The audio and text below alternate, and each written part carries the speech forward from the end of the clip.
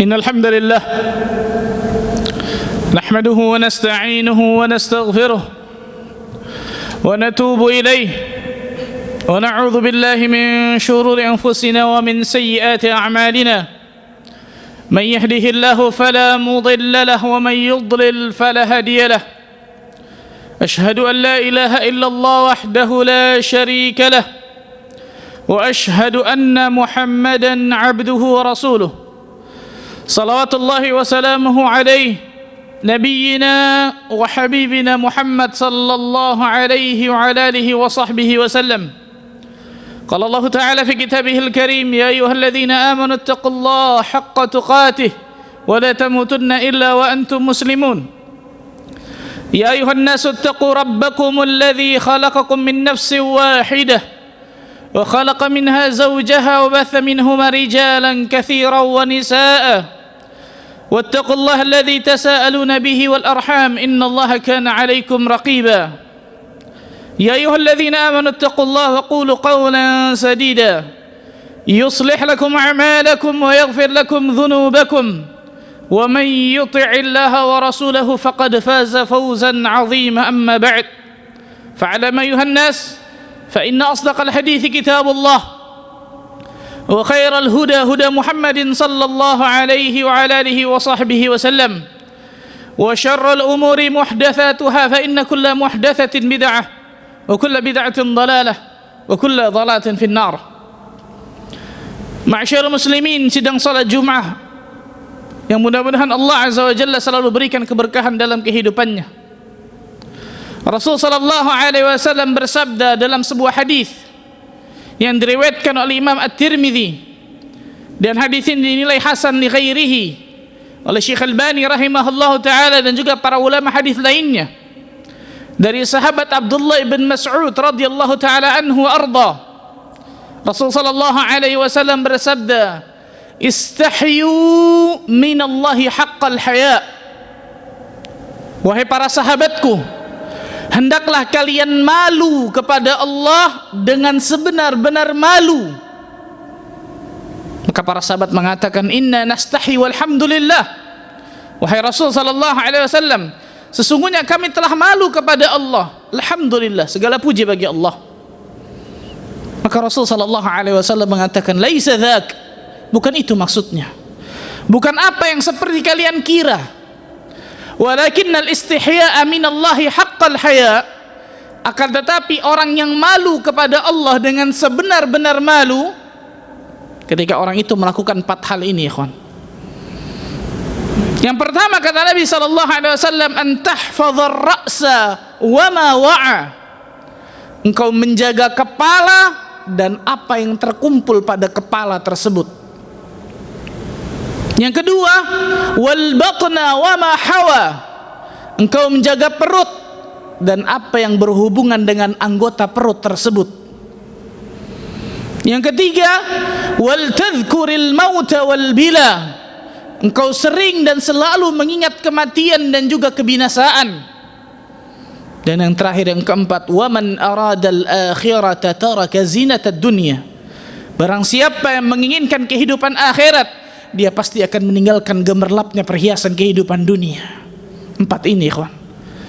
Faman fa'ala dzalik faqad istahya minallahi haqqal haya. Barang siapa yang melakukan keempat hal ini, kata Nabi sallallahu alaihi wasallam, maka dia telah malu kepada Allah dengan sebenar-benar malu. Yang pertama kata Nabi sallallahu alaihi wasallam, an tahfazar ra'sa wa ma wa'a. Engkau menjaga kepala dan apa yang terkumpul pada kepala tersebut. Disebutkan dalam syarah Sunan At-Tirmidzi, Tuhfatul Ahwadhi, menjaga kepala tidak lain tidak bukan menjaga kepala ini dari penggunaan kepada selain Allah. Tidak kita sujudkan kepala ini kepada selain Allah. Kita tidak dongakkan kepala kita karena sombong kepada manusia ataupun sombong kepada Allah. Tidaklah kita beribadah kepada Allah Azza wa Jalla karena riya, kata para ulama. Tidaklah kita salat karena ingin dilihat dan dipuji orang. Itu menjaga kepala, ikhwan. Menjaga penggunaan kepala ini untuk selain kepada Allah. Beribadah kepala kita, gunakan kepala ini untuk kepada Allah tabaraka wa taala. Menjaga kepala, ikhwan. Dan apa yang terkumpul pada kepala tersebut? Apa itu? Lisan, kedua mata dan kedua telinga. Menjaga kegunaan anggota-anggota tersebut dalam menahan tidak melakukan kemaksiatan, kedurhakaan kepada Allah. Ketika Allah Azza wa Jalla berikan lisan, kedua mata dan kedua telinga bagi diri kita, yang saya yakin siapapun dari kita orang yang berakal, gak ada yang mau kedua matanya ditukar dengan harga berapapun. Saya yakin dari kita semua tidak ada satupun manusia yang mau ditukar lisannya atau telinganya dengan harga berapapun. Karena itu kenikmatan besar dari Allah yang wajib kita syukuri, ikhwan. Di antara cara bersyukurnya kita gunakan anggota tubuh tersebut untuk ketaatan kepada Allah Azza wa Jalla. Tidaklah kita melihat sesuatu kecuali sesuatu yang Allah ridhai. Tidaklah kita ucapkan dari lisan kita kecuali sesuatu yang mendatangkan manfaat bagi diri kita, mendatangkan pahala bagi diri kita. Zikrullah, tilawatul Quran dan lain sebagainya. Tidaklah kita mendengar dengan kedua telinga kita kecuali mendengar sesuatu yang Allah ridhai, bukan yang Allah murkai. Perhatikan baik-baik, ikhwan. Ini kenikmatan besar yang Allah berikan, ikhwan. Dan kenikmatan ini akan Allah tanya nanti di hari kiamat. Thumma latus'alunna yawma idzin 'anil na'im. Kemudian kata Allah, pasti kami akan tanya tentang kenikmatan-kenikmatan yang kami berikan kepada manusia. Pasti kami akan tanya, untuk apa dia gunakan kenikmatan tersebut? Di antaranya kenikmatan anggota tubuh yang Allah berikan, ikhwan. Berapa sering kita gunakan kedua mata ini melihat sesuatu yang haram dan tenang ketika melihat sesuatu yang haram, seakan-akan tidak terjadi apa-apa, padahal ternyata itu dosa yang mengundang murka Allah Azza wa Jalla, ikhwan. Berapa sering kita lihat lisan kita menghibah orang lain, berbohong, memfitnah, mengadu domba, dan dosa-dosa besar yang lain dari lisan kita, subhanallah, dan kita anggap remeh dosa tersebut. Dan berapa sering kita gunakan kedua telinga kita untuk kedurhakaan kepada Allah, mendengar sesuatu yang tidak pernah Allah ridhai, bukan mendengar kajian, bukan mendengar Al-Quranul Karim, mendengar nyanyian dan musik dan lain sebagainya. Allah, ikhwan, Allah akan tanya tentang kenikmatan-kenikmatan ini. Untuk apa kita bergunakan di atas muka bumi ini? Ketika kita gunakan kenikmatan-kenikmatan ini untuk kedurhakaan kepada Allah, maka ingatlah, anggota tubuh ini akan menjadi musuh yang nyata bagi diri kita nanti di hari kiamat, yang akan memberatkan timbangan amal keburukan kita ketika kita gunakan anggota tubuh kita untuk kedurhakaan, maksiat dan dosa. Allahu Akbar. Menjaga kepala dan apa yang terkumpul pada kepala tersebut. Yang kedua, menjaga perut dan apa yang berhubungan dengan anggota perut tersebut. Para ulama mengatakan menjaga perut ada dua paling tidak maknanya. Yang pertama, jangan pernah mengkonsumsi sesuatu yang haram.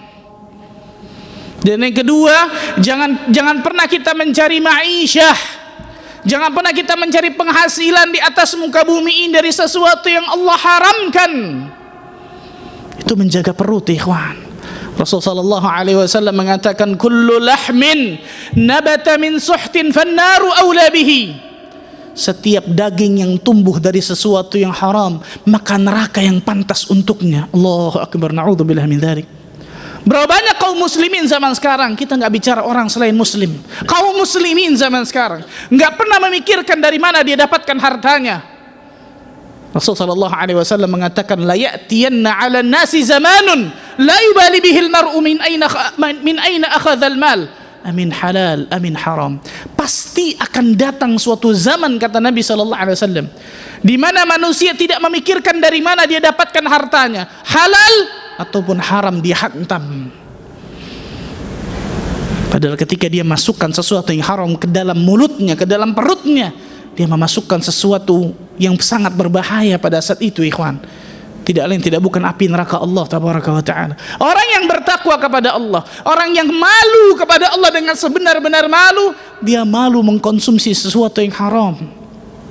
Dia malu kepada Allah Azza wa Jalla, bukan malu kepada manusia. Kebanyakan kita nggak enak sama manusia, nggak enak kalau begini, nggak enak kalau begini. Pernahkah kita berpikir nggak enak sama Allah dan Rasulnya ketika kita berbuat kedurhakaan kepadanya? Contohnya ini, mengkonsumsi sesuatu yang haram, mencari penghasilan dari sesuatu yang Allah haramkan. La ilaha illallah. Maka Maka seorang muslim dan muslimah yang sejati dalam pandangan Allah adalah seorang yang malu kepada Allah dengan sebenar-benar malu. Barakallahu li wa lakum fil Qur'anil azim. Aqulu qouli hadza astaghfirullah li wa lakum.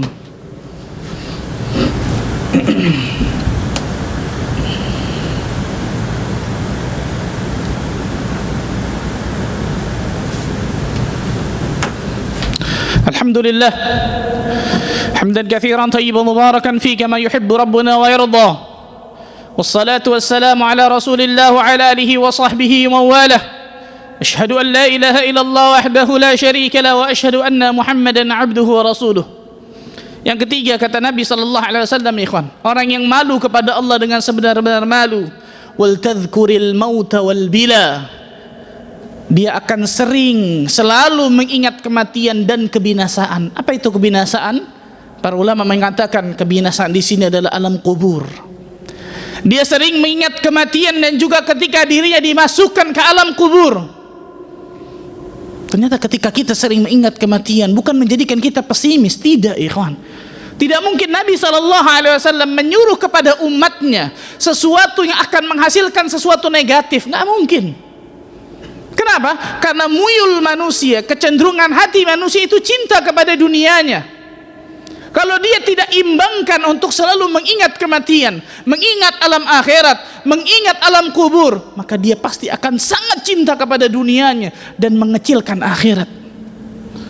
Berapa banyak saya katakan tadi, orang-orang yang mencari ma'isyah, mencari kehidupan di atas muka bumi ini, mencari dunianya, gak pernah memikirkan apakah ini sesuatu yang Allah ridhai atau sesuatu yang Allah murkai. Kenapa? Karena dia lupa akan kematian. Padahal ketika ditanya oleh dirinya, apakah anda yakin mati? Pasti jawabannya, iya saya yakin mati. Tapi amalannya tidak menunjukkan dirinya yakin akan kematian. Seorang yang cerdas kata Nabi SAW, seorang yang jenius kata Nabi SAW, ketika seorang sahabat bertanya, ya Rasulullah SAW, ayyun nasi akyas, ayyul mu'minina akyas, siapa orang mukmin yang paling cerdas, yang paling jenius wahai Nabi SAW? Aktsaruhum lil mauti dzikra. Orang mukmin yang paling cerdas kata Nabi SAW adalah mereka orang-orang yang sering mengingat kematian. Bukan cuma itu, wasti'daduhum lima ba'dahul maut, dan berbekal untuk alam setelah kematiannya. Allahu Akbar. Ketika dirinya yakin bahwa dirinya pasti akan mati di atas muka bumi ini, 60 tahun, 70 tahun, 80 tahun, 100 tahun, mati, selesai.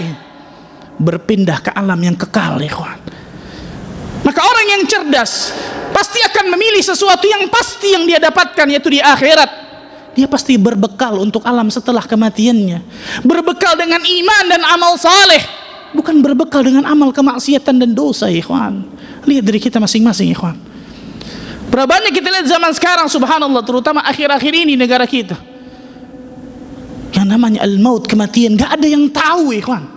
Pesawat jatuh, subhanallah, gempa bumi, banjir bandang, longsor, dan lain sebagainya. Bukankah peringatan Allah ini cukup untuk menjadikan kita takut dan kembali kepada Allah, ikhwan? Ketika peringatan-peringatan dari Allah Azza wa Jalla tidak menjadikan kita kembali kepada Allah, mau seperti apa lagi, ikhwan? Apakah kita ingin seperti kaum-kaum terdahulu yang Allah Azza wa Jalla hancurkan, binasakan karena mereka durhaka kepada Allah Tabaraka wa Ta'ala, ikhwan? Bukan masalah kapan kita mati, bukan masalah di mana kita mati, bagaimana keadaan kita ketika kita mati, mendapatkan husnul khatimah atau su'ul khatimah. Perhatikan baik-baik ini, ikhwan. Pernahkah kita berpikir sejenak, merenung, duduk ketika malaikat maut mencabut nyawa kita? Allahu Akbar. Keadaan yang sangat luar biasa, mencekam dan mengerikan pada saat itu, dan kita tidak tahu apakah lisan kita dapat mengucapkan kalimat tauhid, kalimat la ilaha illallah ketika kita merenggut sakaratul maut seperti itu, ikhwan. Gak ada yang tahu. Yuthabbitullahu alladhina amanu bil qawli thabiti fil hayati dunya wa fil akhirah. Allah Azza wa Jalla meneguhkan dengan perkataan yang teguh kepada orang-orang yang beriman, dengan perkataan yang teguh, qaulu thabit, di dunia dan di akhirat. Sebagian ulama tafsir mengatakan Allah Azza wa Jalla akan mudahkan orang-orang yang bertakwa kepada Allah untuk mengucapkan kalimat tauhid, untuk mengucapkan kalimat la ilaha illallah ketika dia merengkuh sakaratul maut, mendapatkan husnul khatimah. Ikhwan, kenikmatan terbesar yang Allah berikan kepada manusia di atas muka bumi ini, ketika Allah wafatkan manusia tersebut dalam keadaan husnul khatimah, itu kenikmatan terbesar, ikhwan. Karena itu Syekh bin Baz mengatakan rahimahullah ta'ala, di antara doa yang jangan pernah kita tinggalkan ketika sujud, tidak lain tidak bukan adalah Allahumma inni as'aluka husnal khatimah wa a'udzu bika min su'il khatimah. Allahu akbar. Dan yang terakhir, yang keempat, wa man arada al-akhirata taraka zinatad dunya.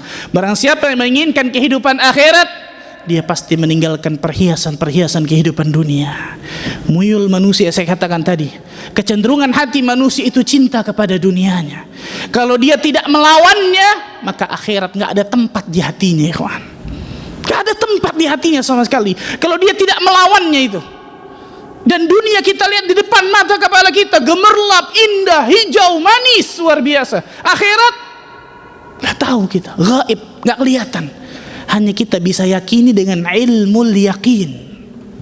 Hanya kita bisa yakini dengan berilmu tentang akhirat. Ini nuntut ilmunya pun malas tentang akhirat. Bagaimana Allah Azza wa Jalla akan jadikan diri kita orang-orang yang menjadi abdul akhirah, hamba-hamba negeri akhirat. Allahu Akbar. Ali bin Abi Thalib mengatakan, wahai manusia, beramalah kalian di atas muka bumi ini.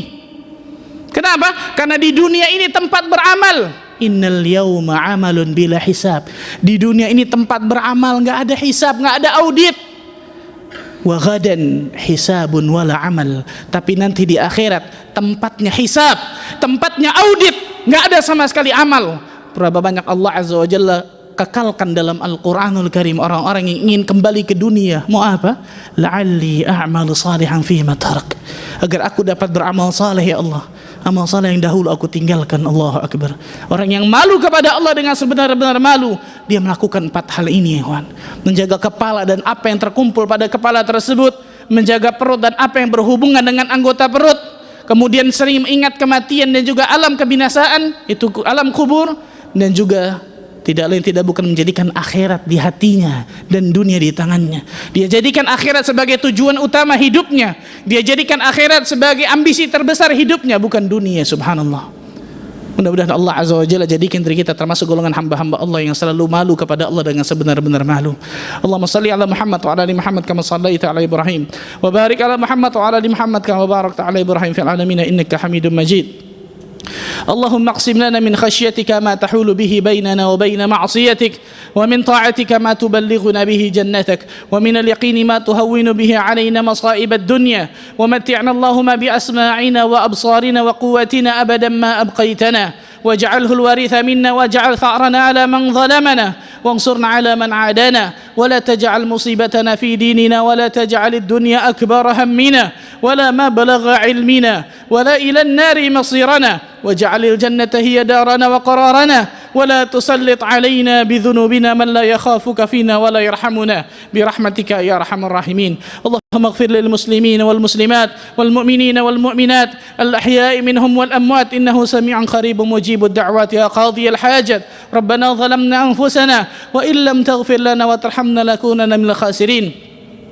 ربنا لا تزغ قلوبنا بعد إذ هديتنا وهب لنا من لدنك رحمة إنك أنت الوهاب. اللهم أرنا الحق حقا وارزقنا اتباعه وأرنا الباطل باطلا وارزقنا اجتنابه. اللهم إنا نعوذ بك من جهد البلاء ودرك الشقاء وسوء القضاء وشماتة الأعداء. اللهم إنا نعوذ بك من زوال نعمتك وتحول عافيتك وفجاءة نقمتك وجميع سخطك. ربنا آتنا في الدنيا حسنة وفي الآخرة حسنة وقنا عذاب النار. والحمد لله رب العالمين. أقيموا الصلاة.